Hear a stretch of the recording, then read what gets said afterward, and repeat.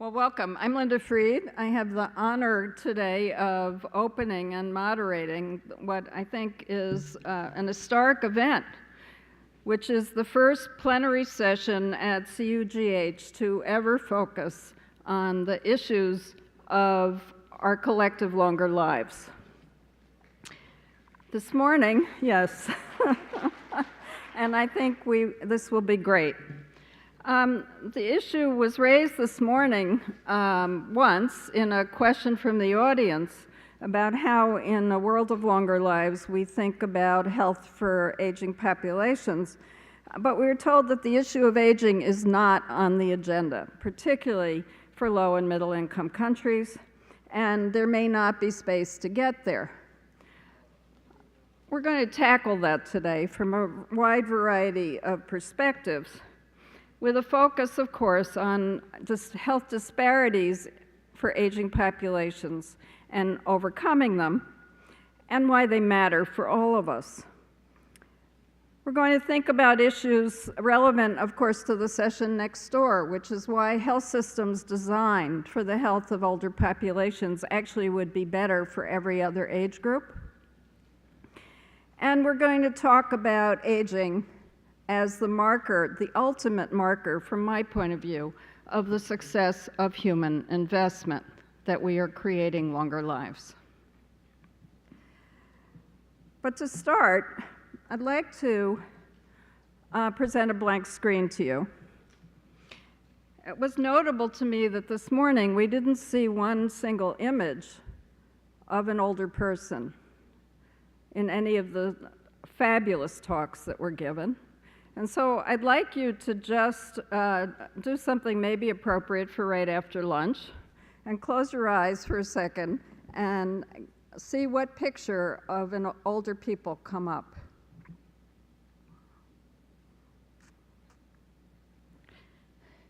Hold that image. And now what I'd like to do is to turn to the question of healthy aging for the 21st century. And I'd like to open it with my image, which actually comes from my own professional and personal album, which looks like this. This is,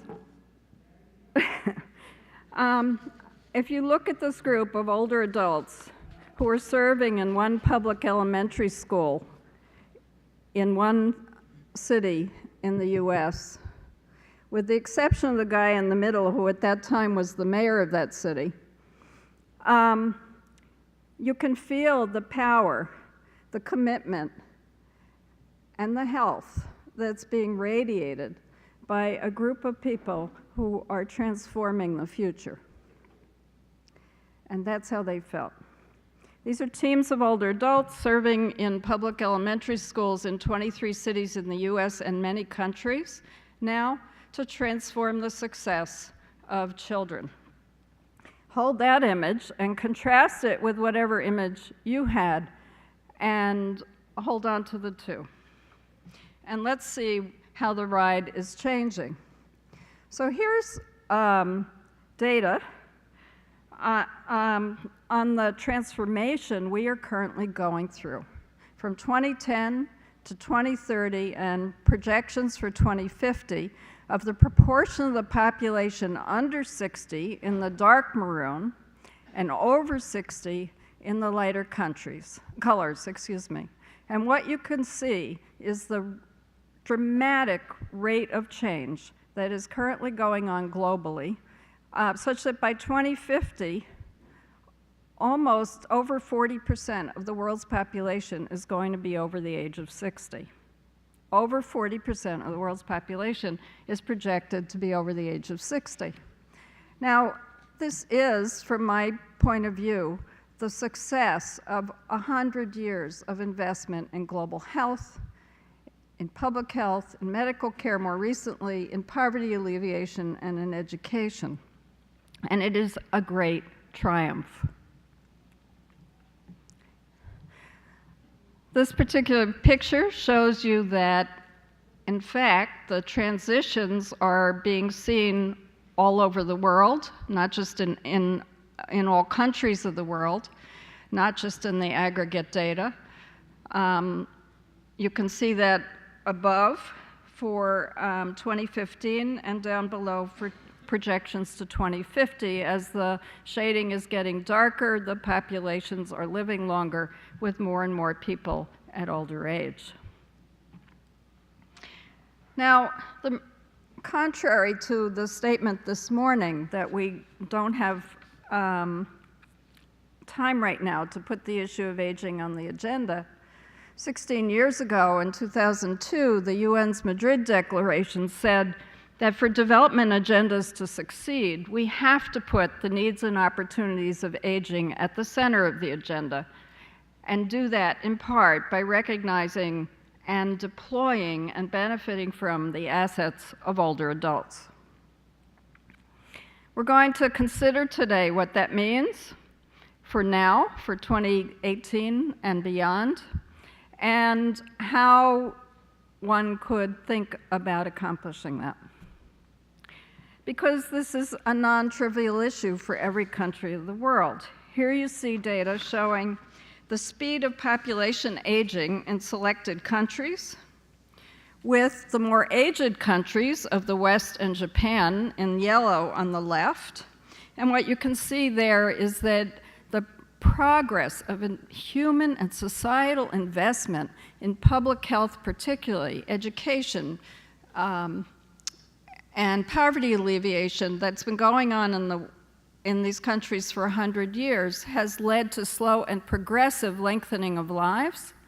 But on the right, you can see that for developing countries, they are going to age to the same degree by 2050 in 40 years as the West and Japan took 100 years to accomplish.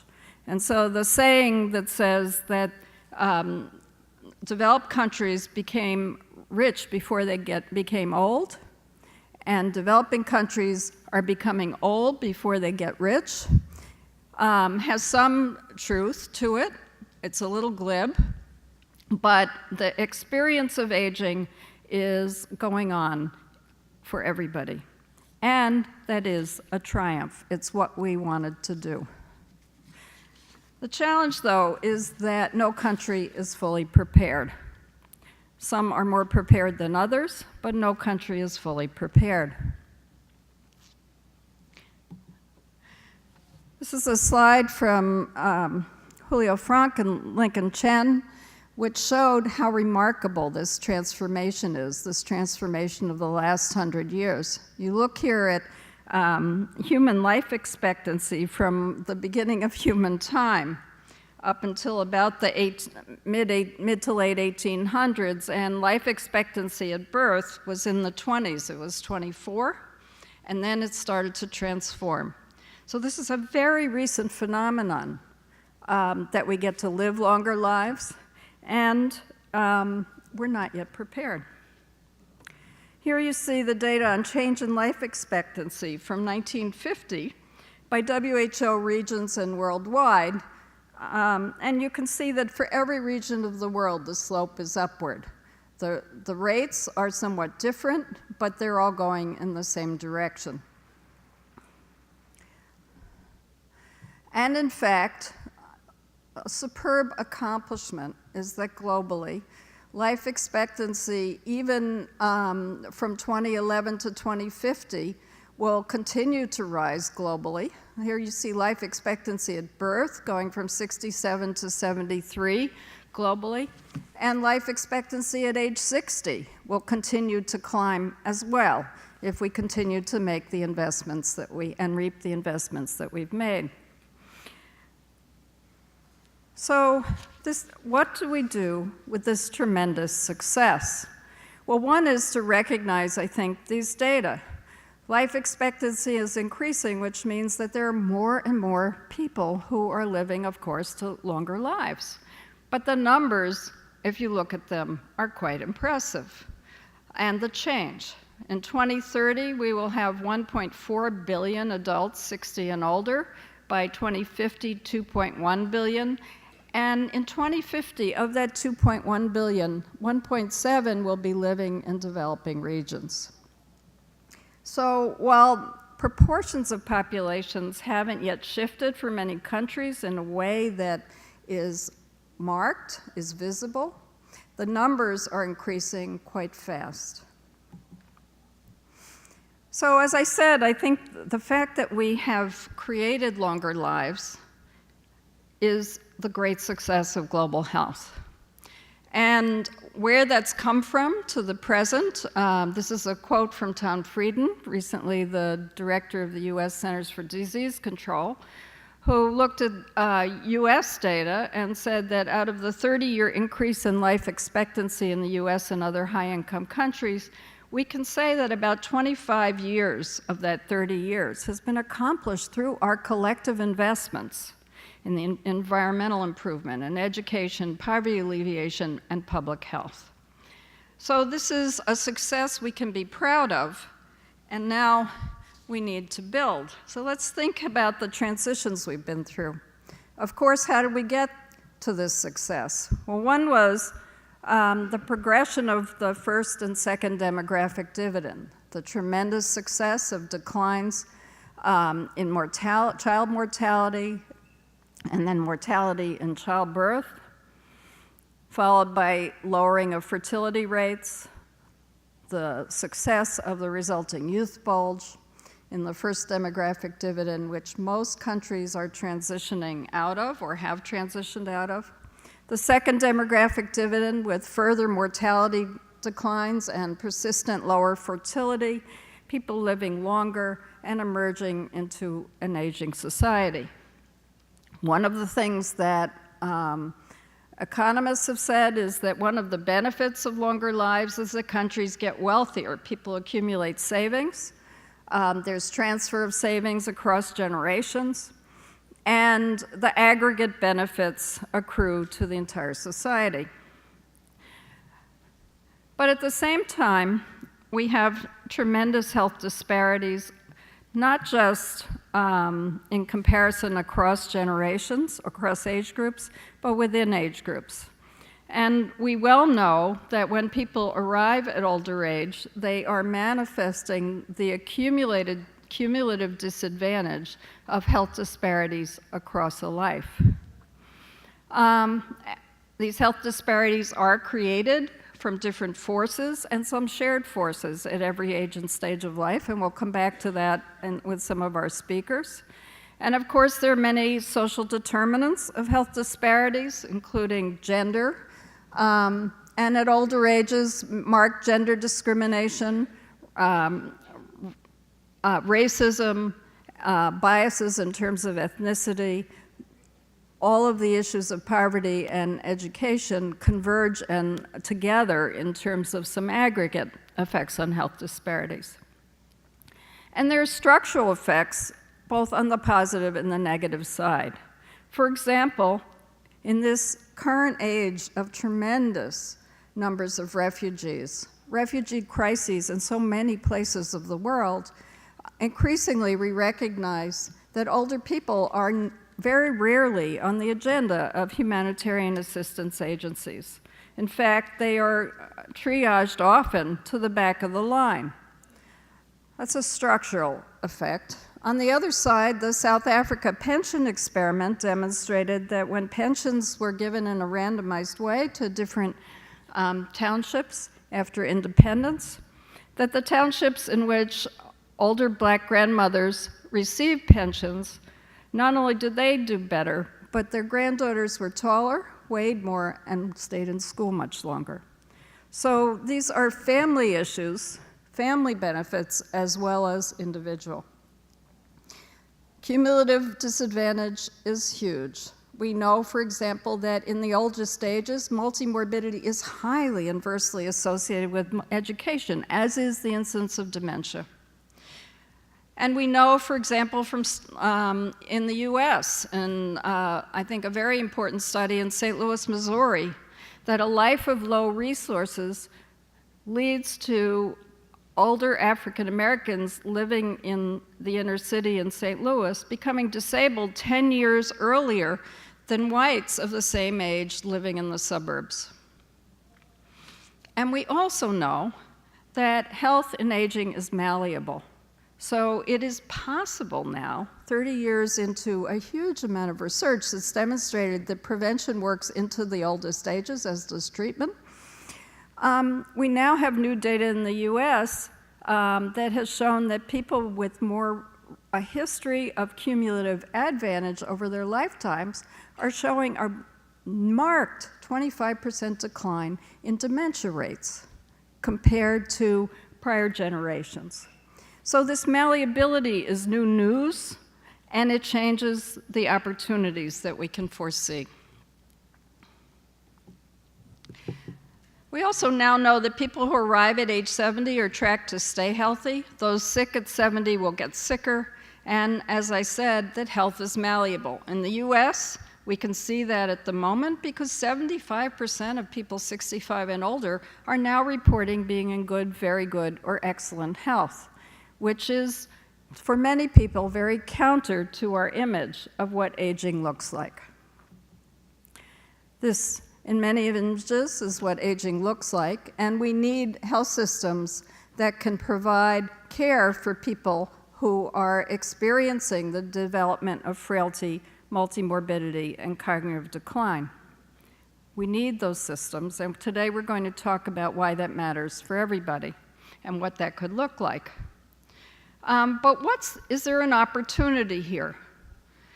If we can actually build health systems that could lead people to arrive at old age healthy and stay healthy, to maintain capabilities, to diminish dependency, would that create opportunities of the longer lives we've built that we haven't yet seen?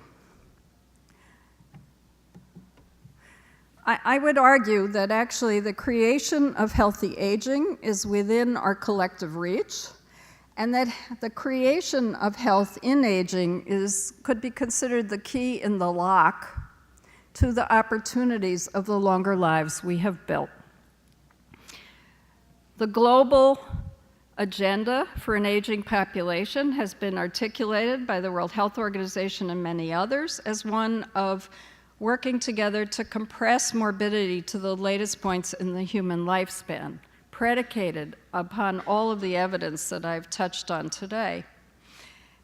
But really, the health disparities in our older population should be, from my point of view, the target. If we can elevate the floor and the ceiling of health at the same time into the oldest stages, I think we have the opportunity for something we never imagined before, which is to build a third demographic dividend.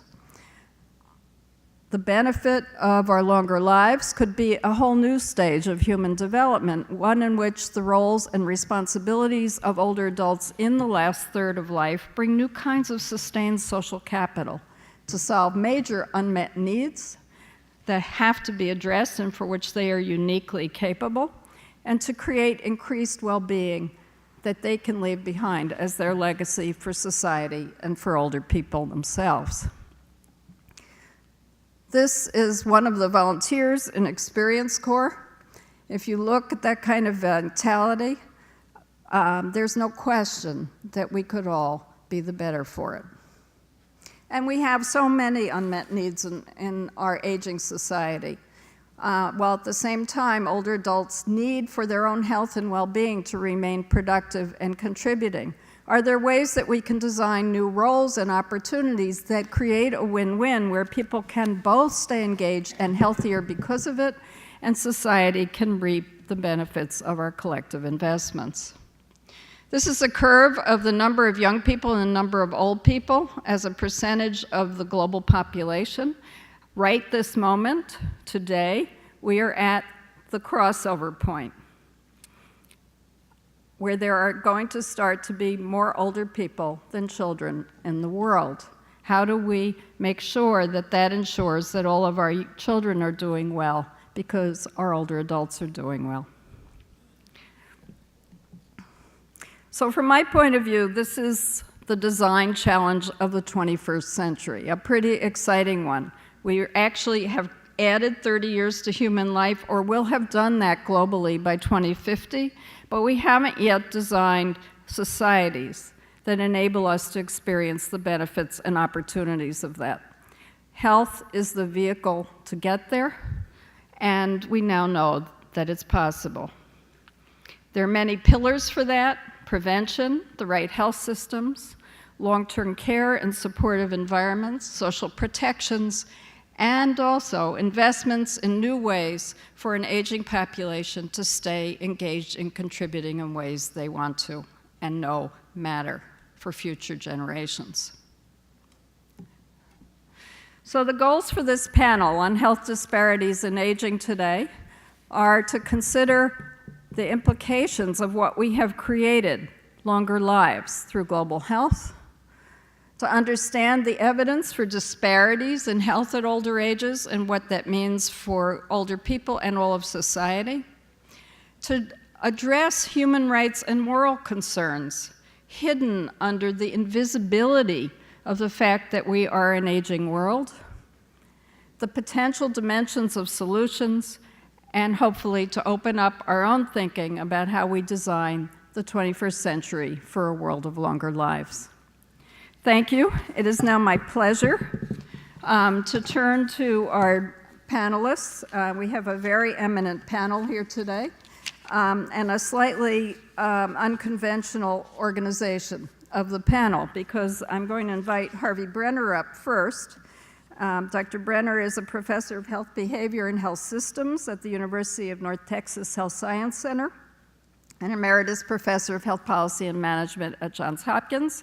He's going to present first some of the epidemiologic data about drivers of health and health disparities globally, and then we will turn to Isabella Abodaran and Luis Miguel Robledo Gutierrez, who I will introduce, and then have some closing data from Harvey, and then a discussion, and most of all, invite all of you in the last third to pose questions and comment. Thank you.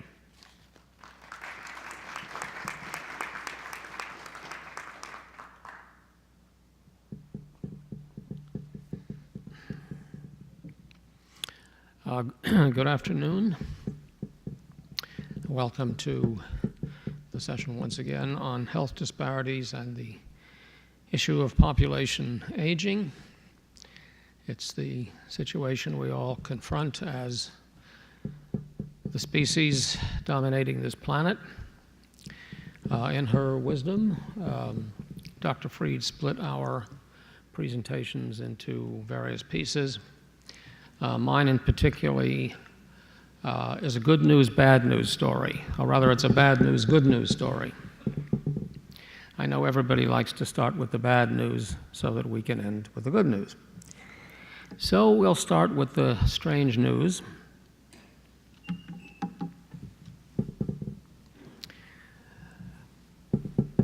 Which is the demographic transition that I think we're all familiar with, but just to refresh us. We start somewhere in Northern Europe in the 1700s and 1800s with a situation of high fertility and high mortality. Lots of births and lots of deaths, almost equivalent to a situation where fertility stays relatively stable, but mortality drops a great deal, largely due to survival of infants and under 9-year-olds, heavily dependent on nutrition, sanitation, housing, and so forth. And finally, to the situation of the middle of the 20th century and forward, where, as we have now, of course, low mortality and increasingly lower mortality and very low fertility. What is the implication of this? It is, of course, a radically aging society, as Dr. Fried has shown in her slides. Here is a display of what the picture looks like for England and Wales.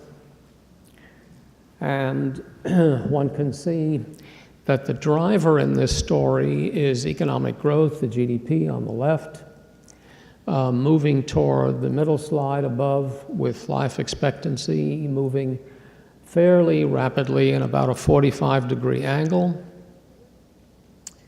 in conjunction with literacy levels that are aligned with economic growth, and part of which make it happen that the economic growth occurs through innovation and further intellectual development of the society, scientific development.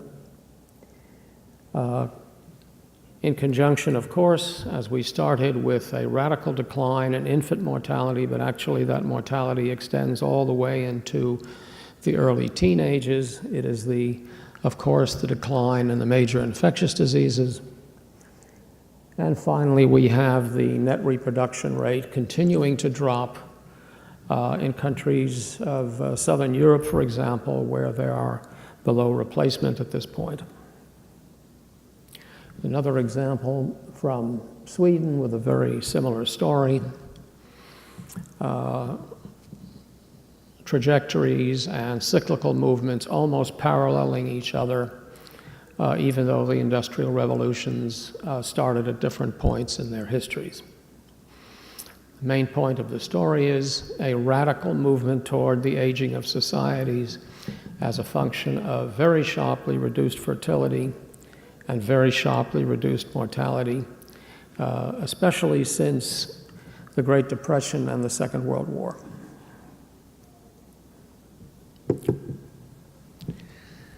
Now we have one other story that matches what is occurring in the demographic transition.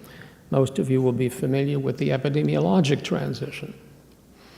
That means a shift from dominance of the infectious diseases, which were the sources of mortality for almost all of human prehistory and history certainly into the 1930s and perhaps up to the Second World War, with again a very radical aging of society.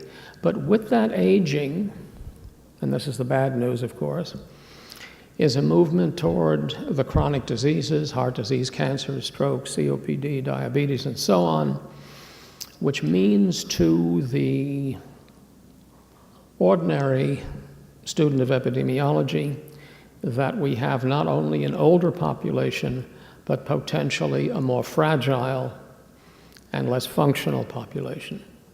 So we get to the Economist's nightmare scenario, and this is the bad news, of course. We move toward a population that is less able to be productive in terms of the economy, or so the nightmare would have it, and a greater reliance on fewer productive persons with greater social and health burden on the society as a whole. So the ultimate question now becomes, will our society suffer sufficient loss of productivity and the necessity to depend on the middle-aged and younger population so that what sustains the older population, what increases its lifespan, what reduces its poverty, what makes it more possible for pensions to be given, Social Security to be had, and extensive and more sophisticated health care, since all of these things depend on national income, will that national income be sustained if we take to heart the labor economists' great fear that we're moving toward a less productive society? So I've conveyed the bad news, and now we'll get on to more rosy scenarios.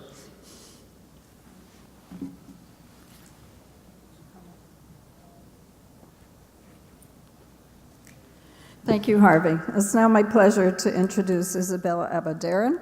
Dr. Abadaran is the head of the Aging and Development Unit at the African Population and Health Research Center in Nairobi.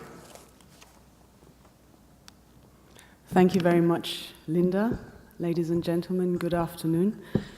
It's a great honor to be here today and to share with you some reflections on interregional disparities in aging, in particular between sub-Saharan Africa and the global north.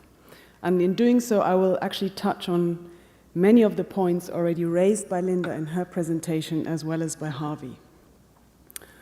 So what I'd like to do over the next 10 minutes or so is to briefly share with you some indications of the disparities that exist in opportunities for healthy aging between sub-Saharan Africa and the global north, then reflect on some of the key structural drivers that give rise to these disparities, and then end with some suggestions about strategies that we might pursue to address these drivers and to reduce the disparities. So, my point of departure is that the opportunities for good health and function in later life are much more reduced, much smaller, much lower in sub-Saharan Africa than they are in the global north, perhaps not surprisingly. And indications of this are found in WHO data on life expectancy.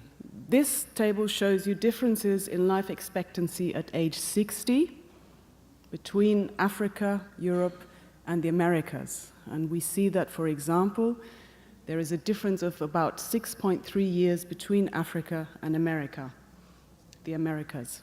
Now, the WHO regions are a bit unhelpfully configured. They don't allow a nice distinction between sub-Saharan Africa and the global north. And so I looked at two countries, two exemplar countries that are closest to me: Nigeria, where my father comes from, and Germany, where my mother comes from. And this shows you that there is almost a decade of difference in life expectancy at age 60 between these two countries.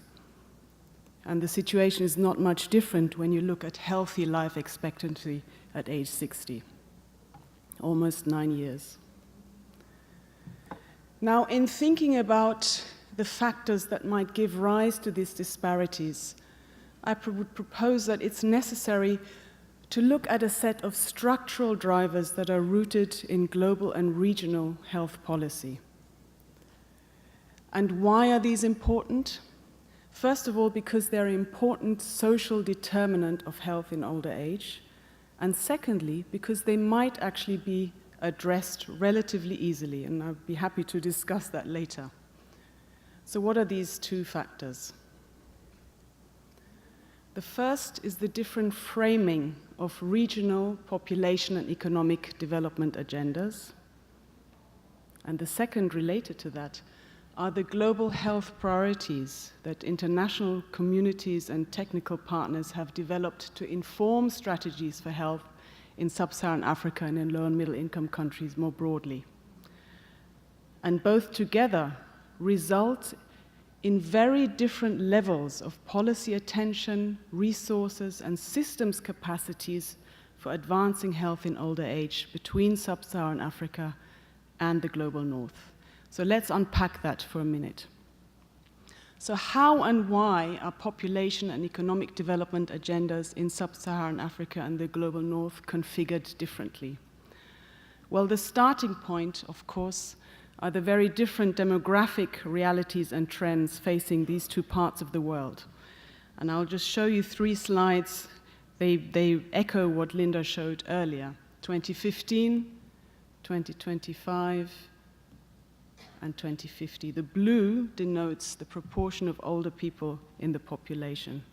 Now, in the global north, most societies are already mature, and in many societies, especially here in North America as well as Europe, the proportion of older people in the total population will reach 30% or more by mid-century.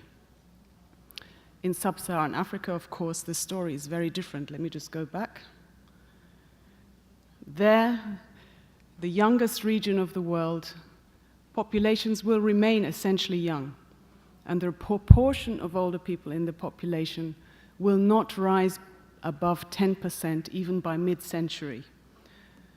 So within this context, in the global north, as Harvey noted, main population and economic development agendas turn on the maturing of populations and the implications for sustaining social care and security systems and labor markets. And in this context, advancing older people's health, autonomy, and continued productivity becomes an economic interest. In sub-Saharan Africa, of course, the story is different. Here, agendas turn on enhancing prospects for the region's huge population of children and youth. About 62% are currently under the age of 25 years, with the aim of reaping a first demographic dividend. And here the focus is on enhancing maternal and child health, early child development, sexual and reproductive health, and education and skills and jobs for young people. Advancing older people's health, autonomy, is not an economic interest, either for governments, nor for donors, nor for technical partners. And this is reflected in the global health agendas and priorities and the indicators attached to them that, as I said earlier, have been developed to inform strategies for health in sub-Saharan Africa or in lower middle income countries more broadly. 2 examples. The global agenda on non-communicable disease is very narrowly focused on the prevention of premature mortality before the age of 70 years. And this is enshrined in the SDGs, Target 3.4. This means that NCD agendas and actions by health sectors focus on primary prevention and management of the big 4 diseases at younger ages. There is virtually no focus at all on the key health conditions that shape function in later life, such as musculoskeletal diseases, dementia, or depression, or a focus on function of older adults in general. And pretty much the same applies to the intensifying agenda on universal health coverage. This again is focused narrowly on essential service packages that concentrate on maternal and child health, communicable diseases, and, where NCDs are included, again, a focus on early prevention and management. And again, there is no consideration at all of older people's health needs. Now, within this context, it's not surprising that health systems in sub-Saharan Africa are not geriatric. I knew I wasn't going to be able to pronounce this. Geriatrically knowledgeable, as Linda put it. And there have been very few investments to make them so. And this is just one illustration. I'm not sure if you can see this properly. This is the number of geriatricians per country in sub-Saharan Africa. And you will see that for those countries for which data is available, a majority have 0, exactly no geriatrics in their whole entire health workforce.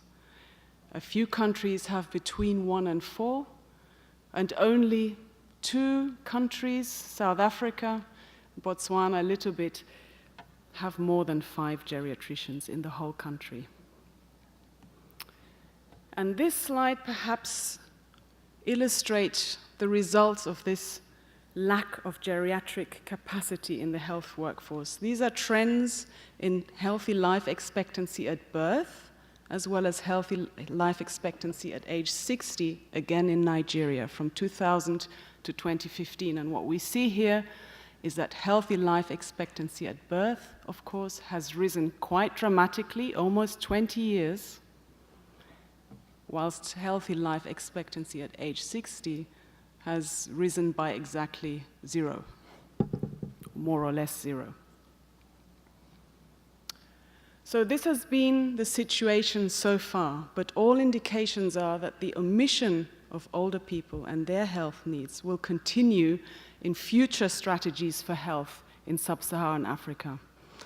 And indications of this are the complete omission of any mention of older adults and older adults' health in the AU's Africa Health Strategy, which is supposed to guide health sectors in the period 2016 to 2030, and perhaps even more surprisingly, a complete absence of any mention of older adults' health in the report just launched last year of the Lancet Commission on the Future of Health in Sub-Saharan Africa.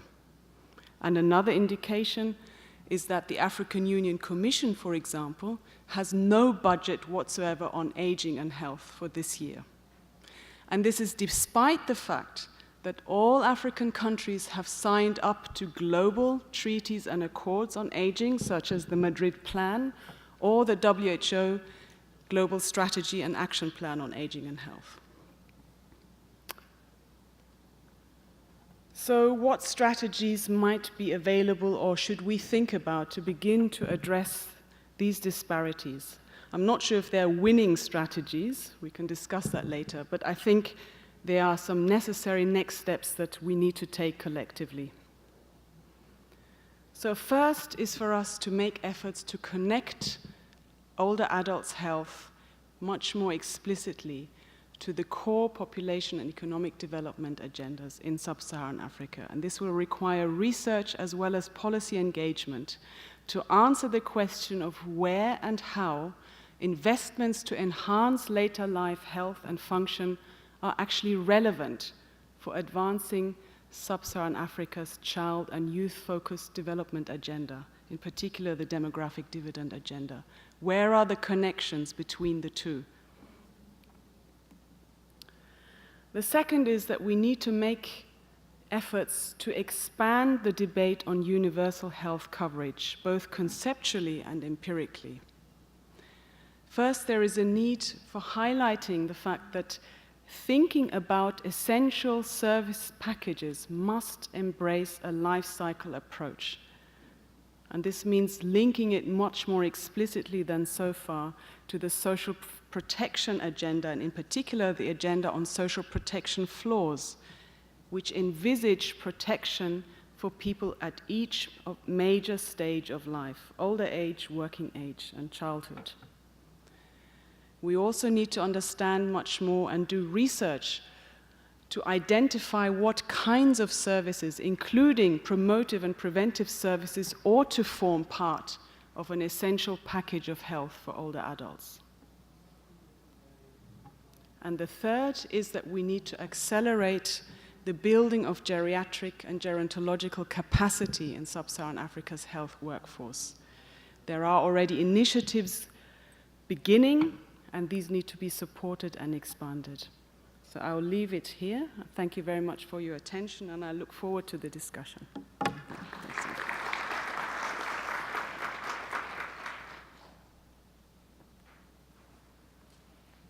Thank you, Isabella. Our third panelist is Dr. Luis Miguel Robledo Gutierrez, who is a geriatric medicine specialist with a PhD in public health and aging and a member of the National Academies of Medicine of Mexico and France. Luis Miguel. Thanks so much. Good afternoon. I will now build on what you have been hearing and showing some specific examples of what we are living with now and this issue in Mexico and some other countries in the region, and some practical experience of how we are addressing the issue of disparities in aging. First, I want to show you this slide just to let you have a glance of how important the differences in life expectancy are in a wide range of countries. It is not only an issue that happens in very disparate countries like Mexico, where poverty levels afflict as much as half of the population. It is an issue as well in countries like Chile in South America, which is a relatively wealthy country. But you can see these same differences in countries like Norway, more of one of the most egalitarian countries in the world. In Mexico, the probability of death for the population 60 years and older is significantly more important for people with lower levels of education. In Mexico as well, the incidence of functional impairment happens twice as often in people from lower socioeconomic level, and you can see this is data from the Mexican Health and Aging Survey, incidence of disability throughout 15 years, and how the difference is twice as important between the relatively young males, 50 years and older, and the oldest females in the cohort.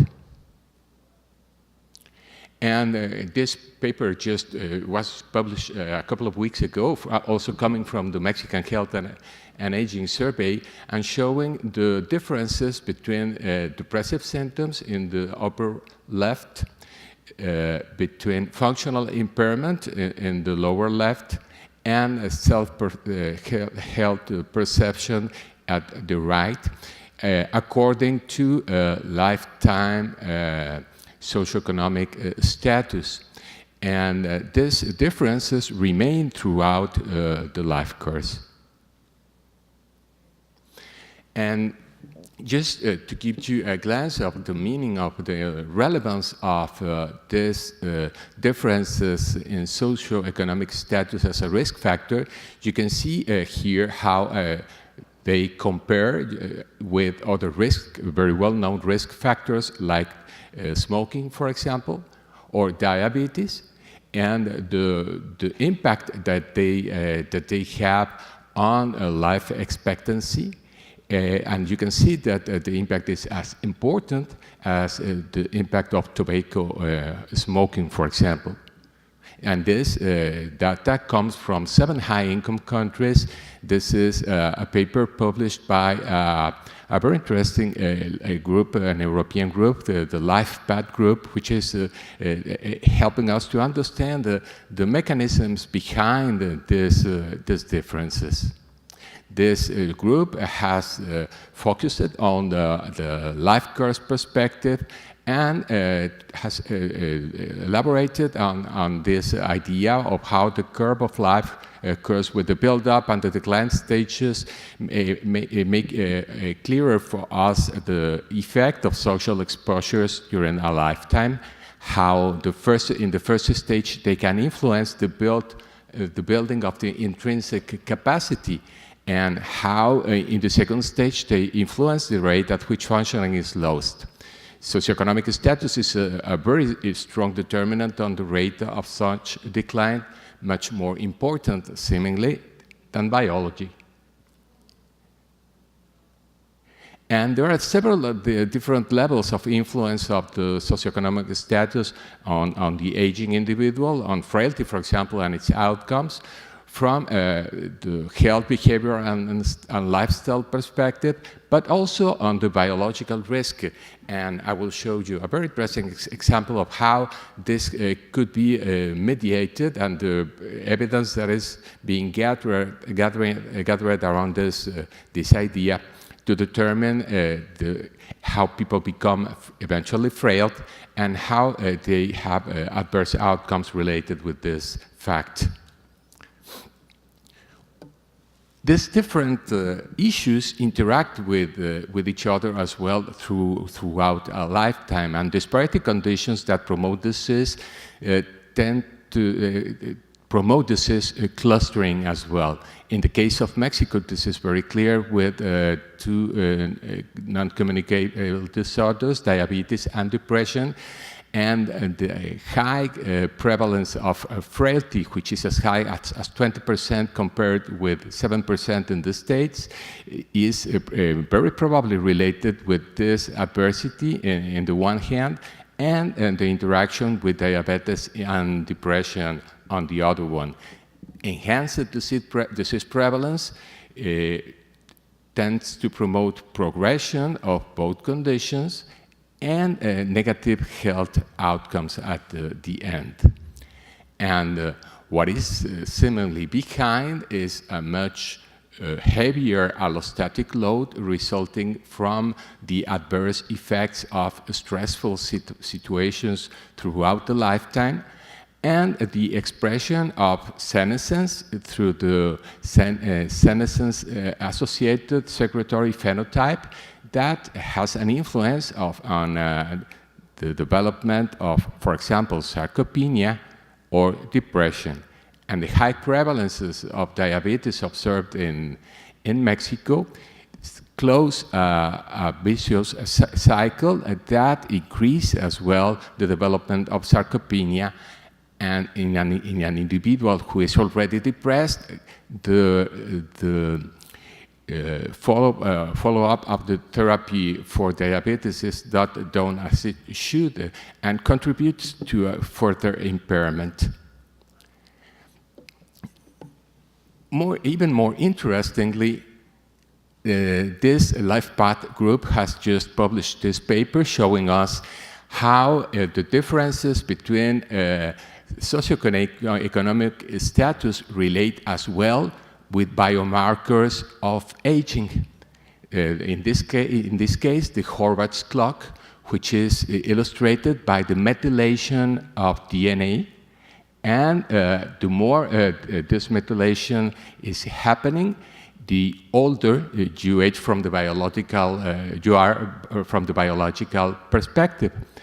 The methylation is significantly increased according to your status of this disadvantage. The poorer you are, the more old biologically you are.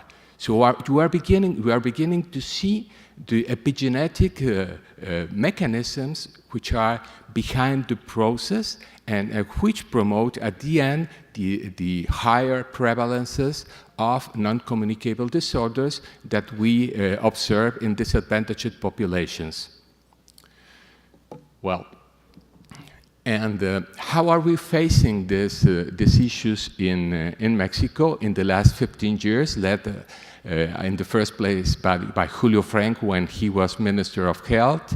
We began developing a system for social protection in health that deals as well with the individual protection, with the principles of protection against specific health risks and financial protections. And this allowed us to build a first medical social system, the Seguro Popular, that gives now health services to half of the population which is not within the Social Security. And together with the Social Development Ministry, a series of programs that allowed the development within other interventions of a micro-pension for everyone who is older than 65, and the program Progresa Oportunidades that deals with the more poor individuals in Mexico, giving them support in the case of conditional cash transfers, which are given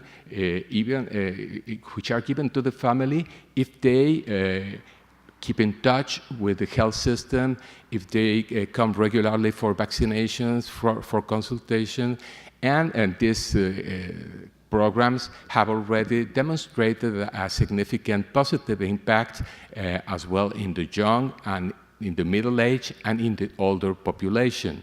In fact, we have recently looked at one of these specific programs in the state of Yucatan and asked ourselves if we could see any impact of these cash transfer programs on the prevalence of frailty after a 3-year follow-up.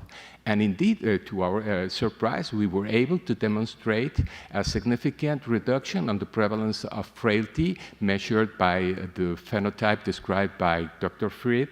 And we are very much interested now. We continue the follow-up of these individuals. This paper is now under review and will soon be published. And the possibility of intervening by mechanisms as conditional cash transfer is not limited to societies like Mexico. Looking a couple of days ago into the recent publications about this. I found this paper on health affairs describing a program of conditional cash transfers and addressed to low-income families in the city of New York, and showing how this kind of interventions can have a benefit as well in relatively wealthy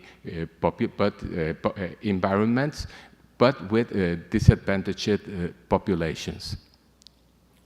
So I think that after what we have been saying this afternoon, it's easy to see that healthy aging is an achievable goal for the society, as it is already happening among individuals in the high-income strata. That there is emerging evidence on the reversibility of the poorer aging trajectories experienced by individuals exposed to the worst adversity. And now that we have this knowledge, it is probably time for action. So we must act by improving the understanding of the mechanisms behind, providing evidence that has been accumulated in the cohorts that we have been following up for many years now, and ultimately intervening by mitigating, as we have been doing with the examples that I have shown to you, in the negative consequences of the current economic situation on the health and even on the biology of aging. And this, we believe, should become a priority. And I want to finish with this quotation. In fact, when we are dealing with health inequalities and the social determinants of health, these are not only the footnote to the determinants of health, they are actually, from our perspective, the main issue. Thank you for your attention.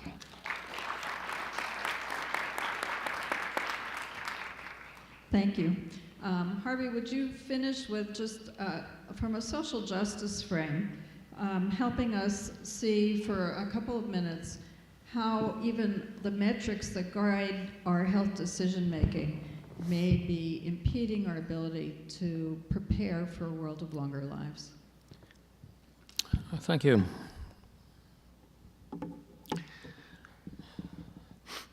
There are really two stories here. The first one Dr. Fried mentioned as a general proposition. The fundamental question coming from my earlier skepticism and the comments of leading economists is, does healthcare do any good for the elderly? Or do we just prolong their lives in a state of relative ineffectuality?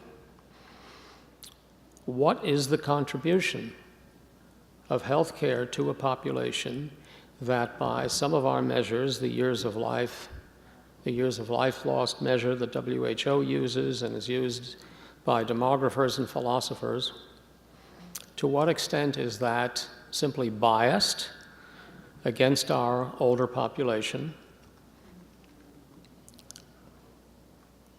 And by the way, when we use terms like socioeconomic status, which are very fancy and suitable for an audience like this, who reads in the area of epidemiology and health services research, what on earth does it mean? So we have two outstanding questions. From a moral point of view and from an actual point of view, what good does healthcare and prevention do for the older population? Does it do anything? In fact, we have questions in our society based on the Dartmouth Atlas that healthcare may do very little for the entire population, young or old. They find no relationship between healthcare expenditures and utilization of services, and absolutely no relationship between utilization of services and performance and outcomes. So we're left in a very serious group of dilemmas. Let's look at this just quickly. The current philosophical and WHO formulations intentionally lead to restrictions on health care for older populations. This assumes that the elderly make minor contributions to society, since societal contributions are allegedly based on economic productivity. If this is true, the highly educated, in principle, which we know are more productive, should be entitled to greater health care resources. Under the same claim, the unemployed, the underemployed, the disabled should be entitled to fewer health resources. They're less productive. This is despite the fact that the less well-educated, unemployed, disabled, elderly show the highest morbidity and mortality rates, a universal fact referred to as the health gradient. And this is why the very fine presentation by our last speaker in Mexico is right on target and represents one example of a world situation. The fundamental finding in all of our epidemiology, one of the most solid bases of our work, is that your lower so-called socioeconomic groups always show the higher morbidity and mortality. This has been true since the 1840s for virtually every cause of death and at all ages. However, when we look at actual industrial practice, we find that older workers are in fact more valued, are paid more, have higher level positions, and are shown actually in the latest research to be more productive, even into their 70s and beyond. The older population routinely serves the younger population in provision of social ties, social linkage, the link to history, to identity, to social integration, and those facts alone extend the life and health of the younger population. Extended lifespans of the older population is the central gift of our civilization to the younger population, and is a principal achievement of medicine and public health. Most important, it can be shown that the achievements of healthcare technology and expenditure have improved the mortality and health of older populations, much more than they have for younger people. And this is data I will show you in just a moment. The extended lifespans of the older populations is a gift to the younger population and is a principal achievement of global public health and medicine. It's a little hard to see, easier if you're looking at the large screen, but as we look across the age spectrum, we see larger and larger negative coefficients pertaining to reduction of mortality as we get older and older and older. The greatest beneficiaries of national expenditure on health care are well over 50 and 60, and the older they are, well into their 70s and 80s, the older they are, the longer the lifespan expansion as a result of health care.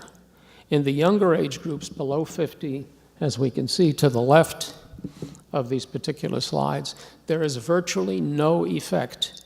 And that's what the Dartmouth Atlas had been picking up. It had not been looking at our older population, where most of the benefit lies. So what, in fact, is our meaning of socioeconomic status? And I'm going to talk to you as though you were bus drivers in the city of New York rather than sophisticated scientists. It means being poor at the lowest levels. It means not having resources to purchase almost everything you use in life: clothing and soap and nutrition and apartments and transportation and health care and meals and a nice haircut. Think of virtually everything in your surrounding from morning until night that you do not pay for. This is true of all of us. And it is true of the older population as well. Difference with the older population is that a third of it lives in poverty, fully 1/3 in the United States at this time. The overwhelming ethical principle of public health, substantiated by empirical evidence, such as we have seen today, must specify that all persons are of equal worth and are to be treated equally over the lifespan, taking into account their need for health and preventive services on the basis of illness severity and potential mortality. Again, this is going to be a little difficult to read, but let me go one slide further and show you a picture you can see a little more simply. This is a match of our world model of mortality, age-adjusted mortality in 150 countries, matched against a model linked to observation. If there were a perfect match, if our model were an absolutely perfect model and predicted 100% of the variance across the world in 150 countries, we would get a perfectly straight line. We don't get a perfectly straight line, we get close to 90%. This is the model, again, a little bit difficult to see word for word. But what we can see is that the key elements in this model are those that concern poverty and human resources, namely national income. It is the most powerful factor in mortality in all countries for nearly all illnesses, including sub-Saharan Africa, including the Asian countries, including the OECD, Europe, and North America. Second in importance is investment in education. Third in importance, and pertaining to every single continent of the world, is healthcare expenditures. And as we saw earlier, largely helping the elderly. It is this source that has made the elderly a population that now lives and thrives. The reason this little chart is so long is it controls for the usual culprits whom we like to put into such models epidemiologically, like smoking and obesity and alcohol use and tobacco use. And fertility, by the way, which increases infant and child mortality, and other variables that epidemiologists will be familiar with. So controlling for the kinds of factors that you would learn about in an epidemiological class, the outstanding factors that have caused the emergence of a new law in demography, which is the movement of the elderly to center stage, have been income, education, and investments in healthcare technology. This gift that the elderly now absorb to themselves is there for all of the generations to come. It is the gift of science, but it is the gift of those whose lives have expressed this additional length of life. Thank you. Thank you, Harvey.